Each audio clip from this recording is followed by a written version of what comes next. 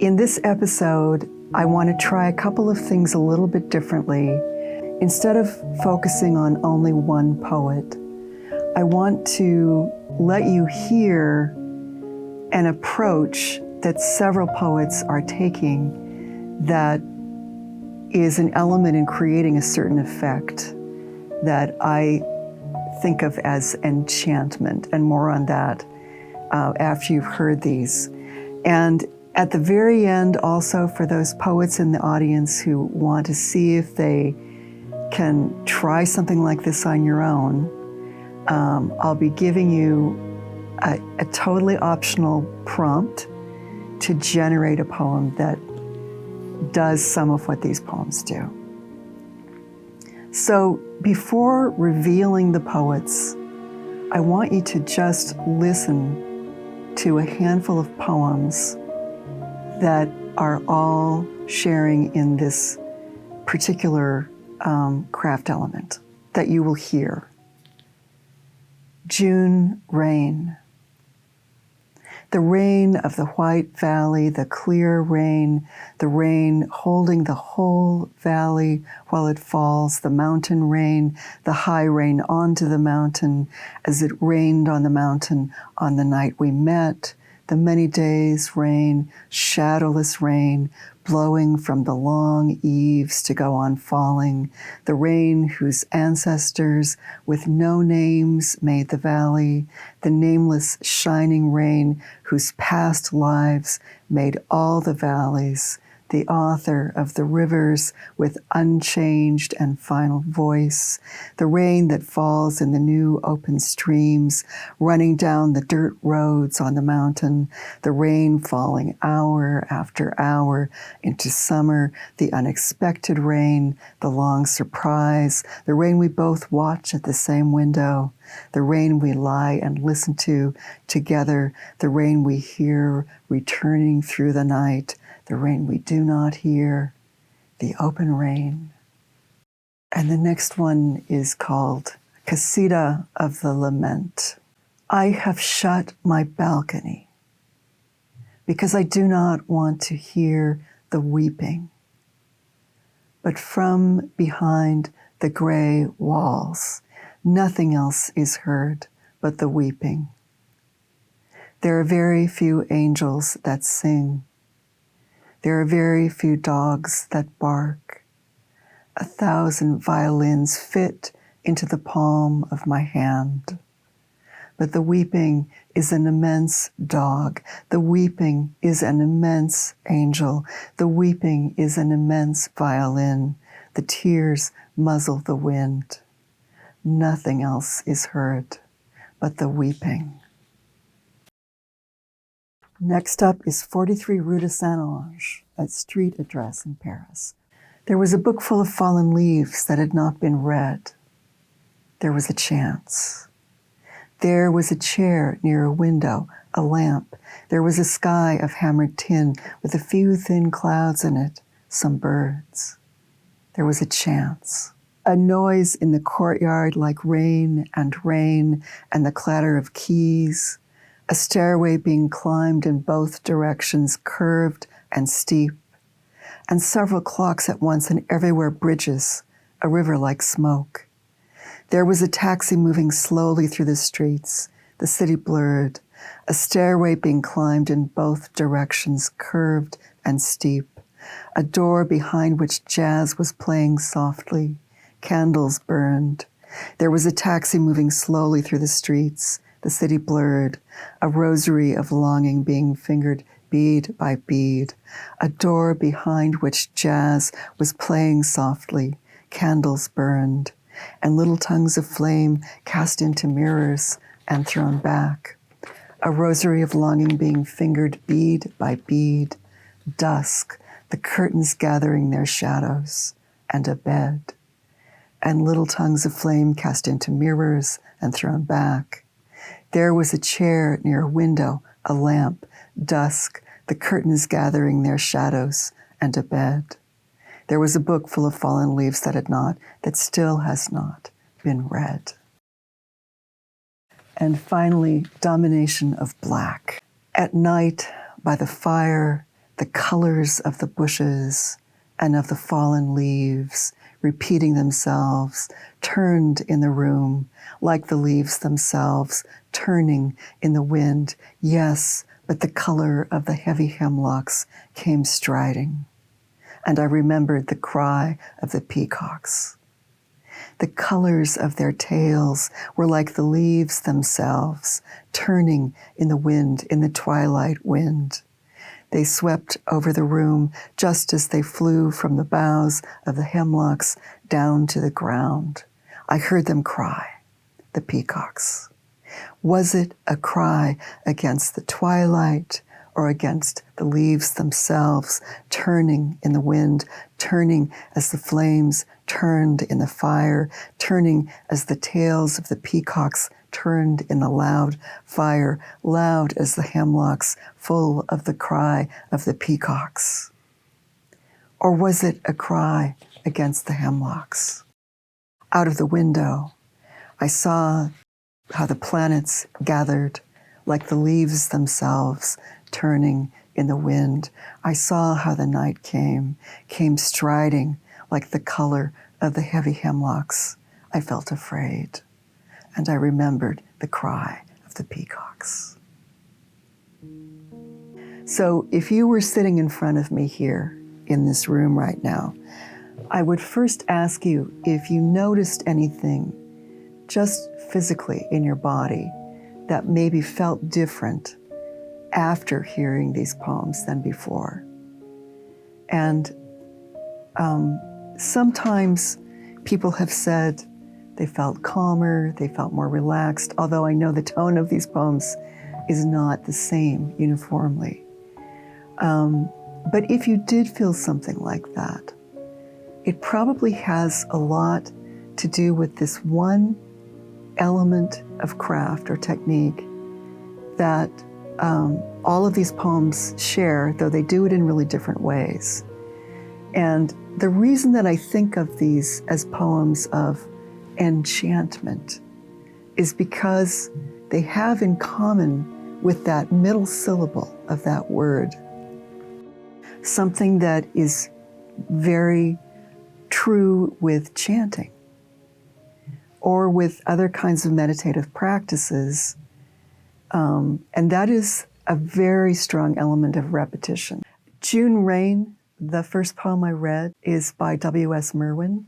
We were talking about Merwin in episode 3, so you can go back to that if you want a little bit more information about him as a poet. This is yet another thing that he does that wasn't as true in what we heard to this degree last time. June Rain is a poem of 22 lines. They're ragged lines. They don't all have the same length. Many of them are quite short. The word rain appears 17 times in 22 lines. This is very heavy repetition.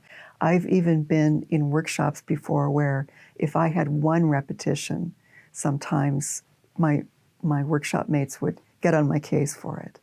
But you can see when you embrace it, it creates a different kind of glue maybe from what you're expecting. And I'm imagining that as you started hearing this poem and realized you were going to keep hearing the word rain, you started to anticipate that you would hear it again and again, which is not unlike what happens when we're listening to rain. We start hearing the raindrops and then they go on, and there's that sound again, again, again. So there's a way in which it's not exactly like onomatopoeia where the sound of the word is mimicking the sound of something we hear in the world, but it sort of has a similar effect.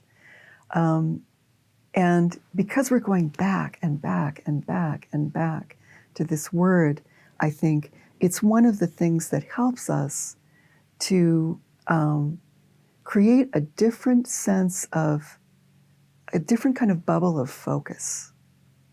When I think about what these poems do, and it's largely because of this technique, I think, they have a way of cutting through whatever tortured braids of narrative we're carrying around with us on a day-to-day basis. And instead, we're delivered to this other place of solace or different focus.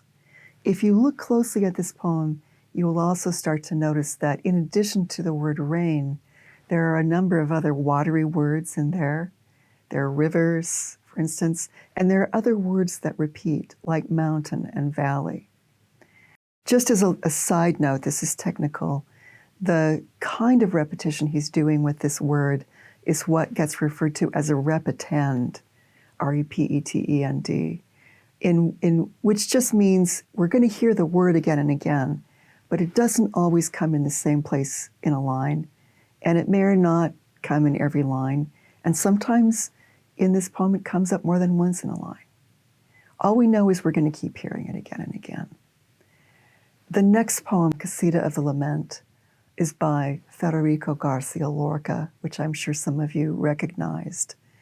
One of the most amazing treasures of Spanish poetry from the 20th century. This is a poem that was written not long before he was dragged by Franco's soldiers in the wee hours of the morning to be killed, along with three other captors that they had. He was a very popular figure in Spain, and he was a member of the resistance to Franco. So in addition to also being someone who's now a representative of queer poetry, which was probably also something Franco was not thrilled about, he was a friend of Salvador Dali, so a lot of surrealism got into these works as well. A casita is a poem that comes to us from northern Africa, Urdu, ancient Persian forms. And if you look at the map of Spain, or if you've been there, you'll remember that there's not much water separating the base of Spain from Morocco, Algeria. So he was influenced by the casita and the gacela, which come to us from that tradition. The difference being in this case, this is only about a 12-line poem. In the classic casita, it can be up to 100 lines of monorhyme, if you can imagine.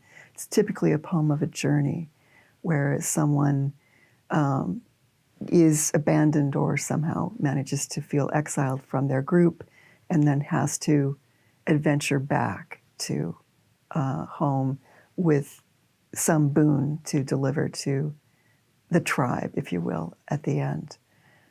So Lorca goes his own way with the casita. Remember, in Spanish, you'll hear much more rhyme also. This is a translation by Stephen Spender, and I may be mispronouncing this, a translator named J. Gili, G-I-L-I, that I've loved since I heard Joan Baez reading it on her album Baptism in a fabulous creative writing course I took in high school, taught by Lynn Blumberg. So I feel very lucky to have been able to live with Lorca's words all this time. The next poem, 43 Rue de Saint-Ange, is by my friend Cecilia Wallach. And those of you who know Cecilia know that she's spent a lot of time in Europe, in particular in France, in Paris, and in the Carpathians. And this was a poem that was written during one of those occasions. The repetition pattern in this poem is in the form of a pantoum, a Malaysian or Malayan form that was a work song, a poem that was created by the experience of fishermen being out in different boats late at night trying to stay awake, where every line of the poem repeats at least once in a kind of chain link pattern. Finally, the first line usually repeats in some way at the end. So there's also this kind of Ouroboros or bookending pattern going on. So that's a whole other way to think about repetition, where there's a whole line. All these lines are being repeated. There are other sounds that you hear again and again in this poem. It's not that exactly is trying to rhyme, but it's aware of similar sounds. And you can think of rhyme itself as a kind of repetition that focuses on one aspect of repetition. The last poem, Domination of Black, is by Wallace Stevens, and it was written over 100 years ago. I hear that it was one of his favorite poems. I just can't get enough of reading it out loud. It's not as commonly anthologized as some of his other poems. But what he's doing in this poem is, as you can tell, there's more than one word being repeated.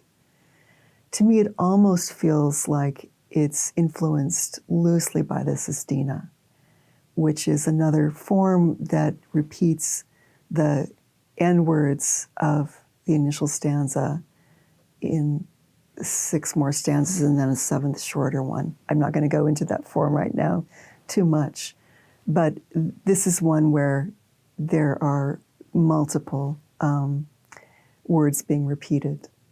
And some of them sound a little bit like some of the others, of course, too.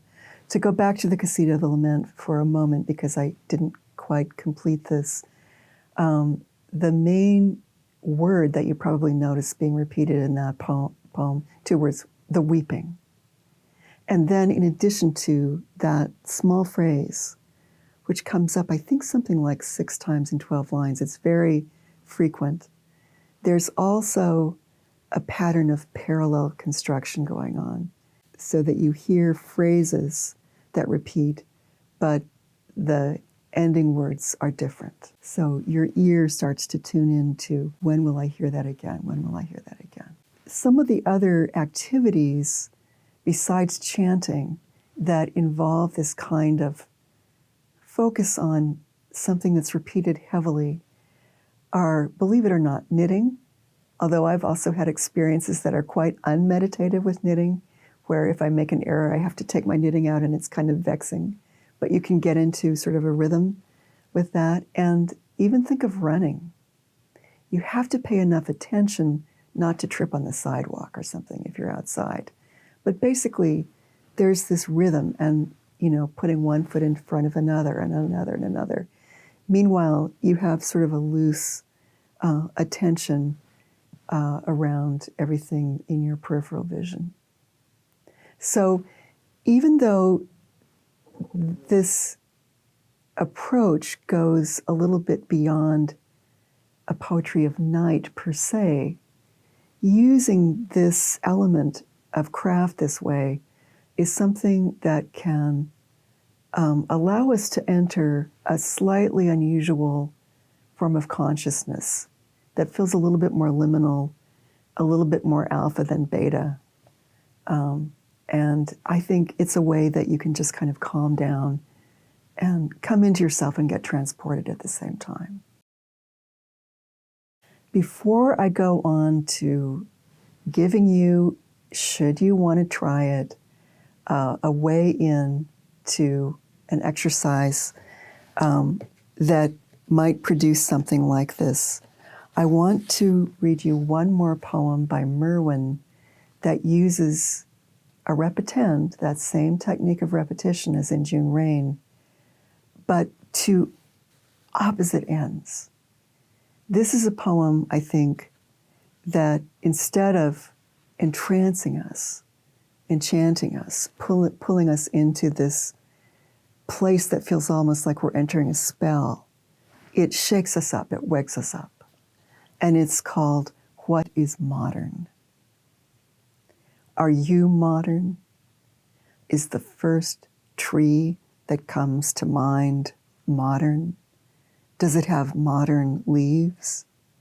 Who is modern after hours?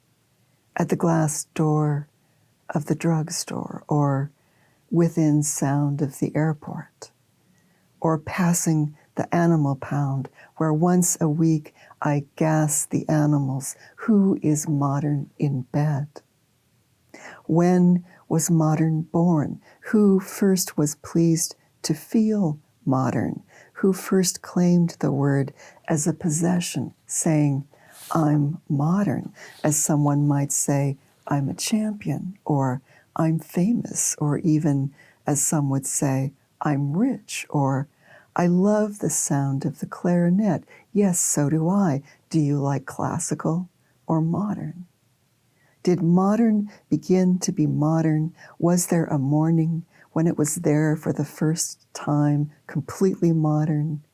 Is today modern, the modern sun rising over the modern roof of the modern hospital, revealing the modern water tanks and aerials of the modern horizon, and modern humans, one after the other, solitary and without speaking, buying the morning paper on the way to work.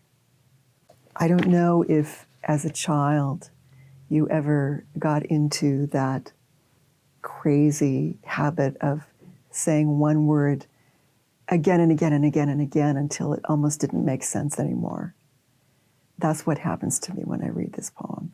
I think by the end of the poem, we have to really wonder what modern means and why it feels like such an absolute value sometimes. So, for those who want, let's go into a little bit of preparation for an exercise you can do to try your hand at creating a poem that uses a lot of repetition and sort of feels like a spell.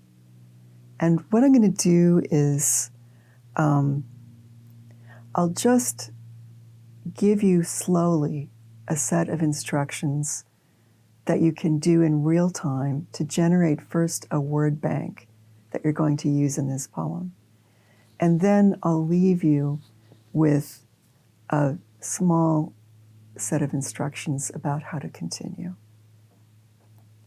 And maybe you too will come up with a poem that acts kind of like a circuit breaker, cutting through those ropes of narrative that you carry around. Okay. So I want to say a bunch of words that are essentially categories. And within these categories, I'd like you to write down the first word you associate with that category. For instance, if I say a part of a house, I don't want you to write down a part of a house. I want you to write down roof or stair or door or something, wall, something that's a part of a house. Okay.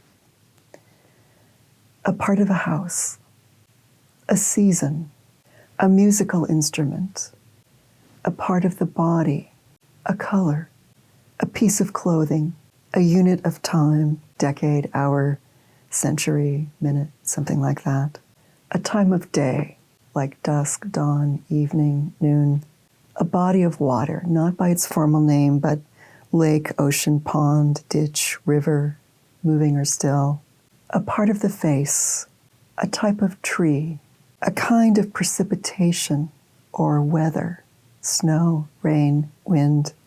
A kind of bird, a verb describing a physical motion that repeats, like walking, singing, jumping, leaping, sweeping. And finally, an abstract word for emotion. And here we're thinking of words like mercy, love, fear, rage. Another thing that I'll tell you is I was asked to contribute a writing exercise to a book from Beyond Baroque called The Writer's Life, 55 Years of Beyond Baroque. And this exercise is in it. So you can also pick up the book from Beyond Baroque if you're in the LA area.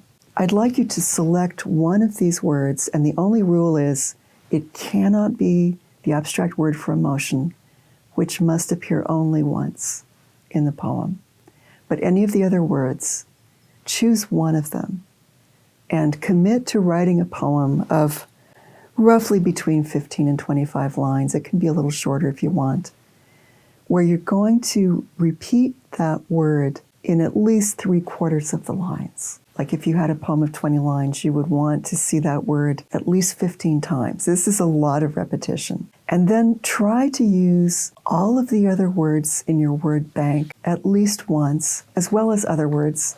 It doesn't have to be limited to those words. Trust them. Trust that they came to you. Allow them to kind of bump into each other in unusual ways.